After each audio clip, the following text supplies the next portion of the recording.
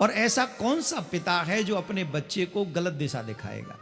एक धर्म के साथ जीवन जीने वाली संतान चाहिए। आपने अपने पुत्र को प्रवचन या कथाकार बनाने के लिए आप वंशवाद, और हम ब्राह्मण आदमी हैं, हम संत तो है नहीं, बाबा जी तो है नहीं। और जोर से बोलें तो अब कथा में ध्यान दें, मन से श्रवण करें। वृंदावन की वो पावन धरा जहां ठाकुर जी से अपना संबंध है, यहां बनाना नहीं पड़ता वो संबंध उनसे, बनाना ना पड़े। एक बहुत अच्छी कथा सुनी हमने कुछ दिन पहले, सुना में। हमारे ब्रज में संत महात्मा यूं कहो कर, ब्रज भाषा में बोले का है, समझ में आ जाएगी? कहूँ मत क्यों समझ में ना आई, आ जाएगी।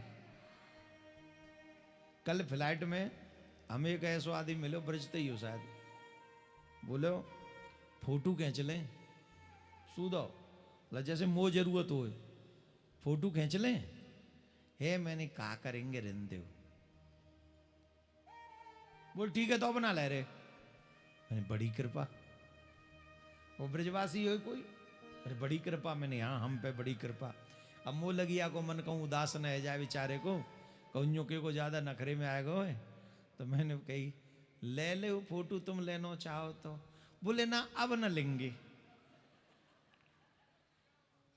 मैंने कही ब्रजवासी तो है ही, पर जे है ही सही है भैया, मत ले तू, जा अपने घर जा।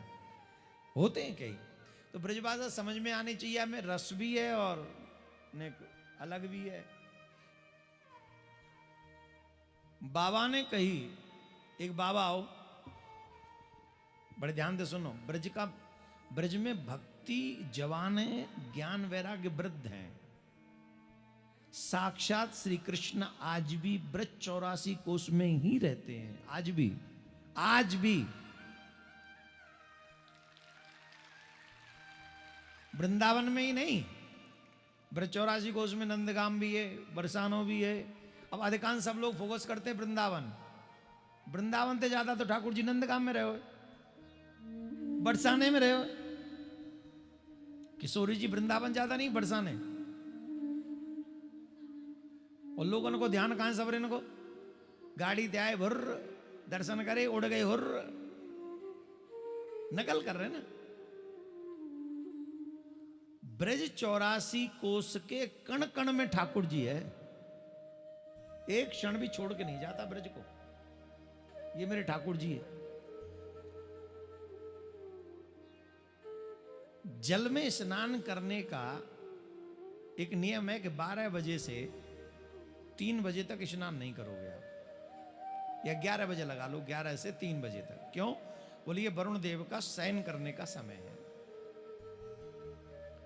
तो जब वरुण देव शयन कर रहे हो जल के देवता, फिर स्नान नहीं करना चाहिए। चंद्र ग्रहण इत्यादि में या शिवरात्रि इत्यादि में या विशेष रात्रियों में ये मर्यादा मान्य नहीं होगी। कुछ विशेष दिन है जिनमें ये बंधन टूट जाएगा और पुण्य होगा वो। एक बाबा और रात के 2 बजे जाके नहावे जमुना जी में, वृंदावन में, रात के 2 बजे।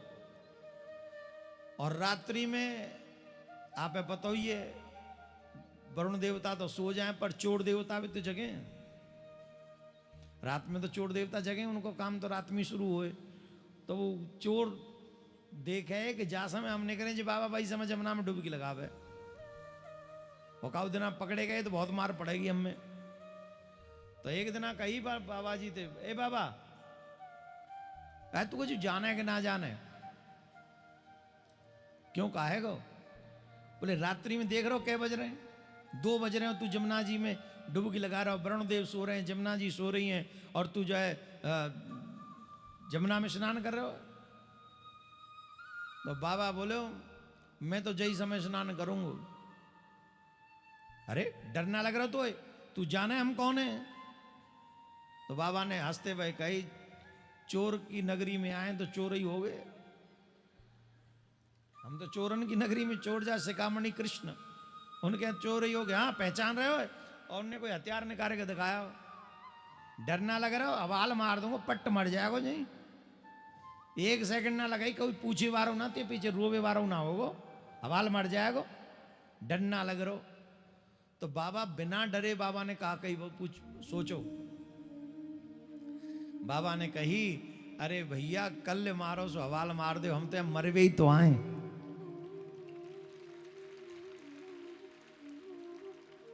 काय को आए?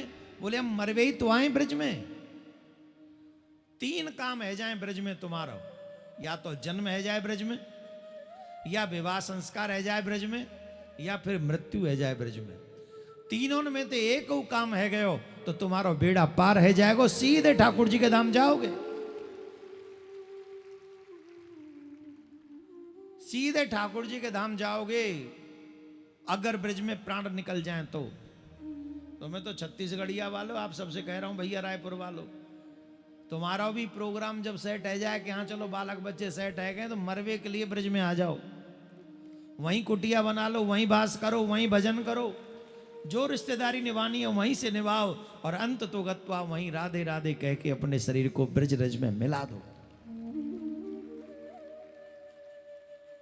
हम तो यही चाहें कि हर सनातनी का कल्याण हो जाए, हर सनातनी भगवान के धाम जाए, और जो गैर सनातनियों ने जहां जाना है उनकी कोई गारंटी हमारे ऊपर नहीं। सनातनियों की गारंटी है, उनका कल्याण होना चाहिए, लेकिन होगा उन्हीं का जो हम बताएं, कम से कम वो करे तो। ये 3 में से एक भी काम हो जाए तो बाबा ते कई चोरन ने डरना लग रहा हो, तू जाने ना है कि रात्रि में जमुना जी में स्नान करबो पाप है, यमराज के दूत ले जाएंगे तो पकड़ के। तो बाबा ने कही यमराज के दूत ले जाए चाहे वरुण के दूत ले जाए, हम पे तो कोई फर्क पड़ रहा ना है, पर तू स्नान क्यों करे? बोले हमारे गुरुजी ने कह रखी है कि स्नान करके 2-2:30 बजे तो आसन पे बैठ जाओ, भजन करो, तभी तुम्हारा कल्याण होएगा। जब घर परिवार सब छोड़ दिया, अब सिर्फ भजन का ही तो भरोसा है, तो गुरुदेव ने कह दिया 2-2:30 बजे बैठ जाओ, तो 2-2:30 बजे बैठना है, चाहे यमराज ले जाए चाहे कुछ कोई ले जाए।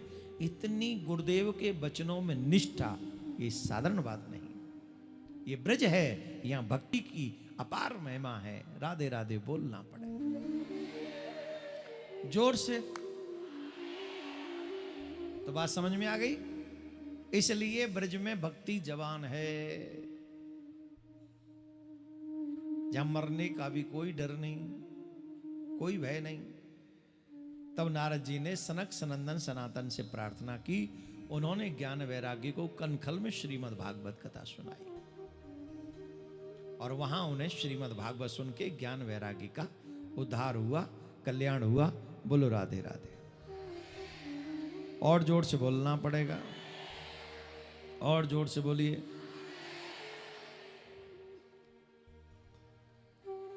एक और कथा बड़ी सुंदर आती है भागवत महात्म की, वो है गौकर्ण धुंधकारी की कथा, वो है आत्मदेव और धुंधली की कथा। आत्मदेव नाम के एक ब्राह्मण है, उनकी पत्नी है धुंधली। देखो, पति पत्नी को मिलके एक विचार से गृहस्थ का पालन करना चाहिए, पति पत्नी को मिलके कथा में जाना चाहिए, जिससे दोनों के विचार धार्मिक हों और फिर आने वाली पीढ़ी भी धार्मिक हो, जिससे समाज का निर्माण हो सके। ये बहुत ज्यादा जरूरी है। धुंधली अपने पति के विचारों से भिन्न थी, और आत्मदेव बहुत धर्मनिष्ठ थे, भगवत भक्त थे, भगवान का भजन करने वाले थे, वो भजन करने वाले थे। लेकिन कोई गाय लेके आए अपने घर में, वो गाय दूध देना बंद कर दिया, वृक्ष लगाते तो वो फल नहीं देते, वृक्ष सूख जाते हैं, संतान अभी तक हुई नहीं है। ये दुख था आत्मदेव को, सता रहा था कि मैंने ऐसे कौन से पाप किए हैं कि मुझे किसी भी फल की प्राप्ति नहीं हो रही, संतान की भी प्राप्ति नहीं हो रही, पुत्र रत्न की प्राप्ति नहीं हो रही। गऊ भी दूध देना बंद कर देती है। देखो एक बात बताएं आपको, आप मानो या मत मानो, हमारे कर्म हमारा पीछा नहीं छोड़ते। नक्षीयते कर्म जन्म कोटि सतेरपि, करोड़ों जन्म लेने के बाद भी ये कर्म हमारा पीछा करते हैं। और ये कर्म तब तक नहीं छूटते जब तक पूरा बदला ना ले लें। इसलिए इस कर्म की थ्योरी को ढंग से समझना चाहिए, भगवान के उपदेशों से समझना चाहिए, गीता से समझना चाहिए, भागवत से समझना चाहिए, और फिर जीवन भर उसे पालन करना चाहिए।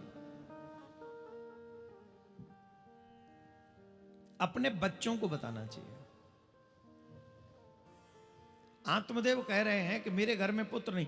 वो इतने हरास हो गए, इतने निराश हो गए, एक दिन आत्मदाह करने के लिए चल दिए। और जब आत्मदाह करने के जा रहे थे तब एक संत ने पूछा, कथम रोदिसम विप्रह तुम काते चिंतावलियसी, तुम क्यों दुखी हो, क्यों परेशान हो? मेरी आवाज आ रही है?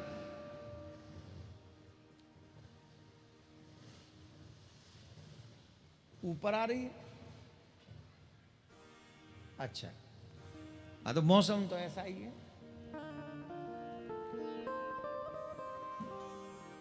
राधे राधे बोल लो। अरे कहां चली हो? ए देवी हो, पीली मैया कहां जा रही हो? आपको कितने बजे के लिए बोला हमने? अभी भी 42 मिनट्स हैं। और देखो अभी भी कह रही है चल, है चल। बहू आ गई कि नहीं घर में? नहीं आई? हाँ, तभी कथा छोड़ के जाना पड़ रहा है। वैसे तो बढ़िया ही है, देख लो अपना काम बन जाए, शांति से किया करो, जब तक हाथ पांव चले काम करो। राधे राधे बोलना पड़ेगा। क्यों रोते हो? बोले पुत्र नहीं है महाराज।